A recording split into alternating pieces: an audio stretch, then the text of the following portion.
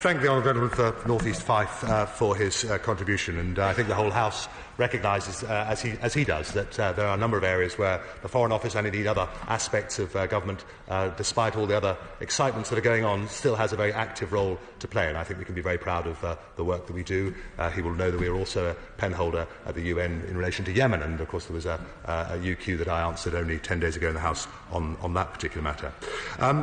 He was pretty robust in his views about what happened in 2011, and I think whilst the intervention was an international one, called for, of course, at the time by the Arab League and authorised by the UN Security Council, he will remember that at that time this Parliament voted in support of the UK involvement in order to prevent attacks on civilians.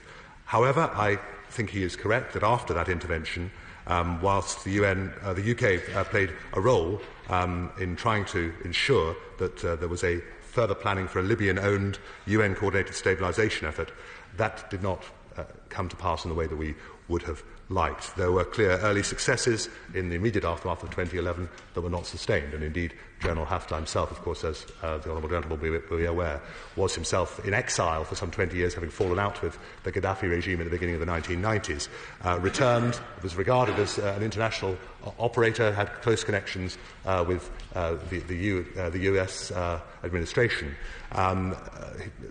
Obviously, he was not able to make as much progress as he would have liked immediately in 2011, and then when the civil war broke out in 2014, he had a part to play. And I do think, and the concern that one does have about the Haftar regime, that there is a sense of another strong man. Is that what Libya requires? I think what Libya requires is democracy. It requires the sort of work that the UN will continue steadfastly to put into place to try and bring about.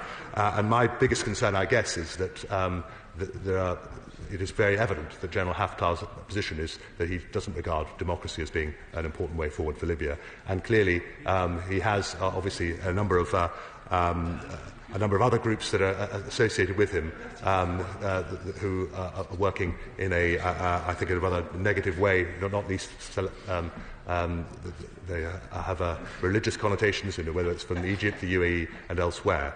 And as a result, I don't think that is the right way forward. Mr. Speaker, I just wanted to give a full answer, if I may, to the Honourable Gentleman who did actually lead the question and ask for this urgent question. Please be assured that the UK is continuing to work with international partners in this regard.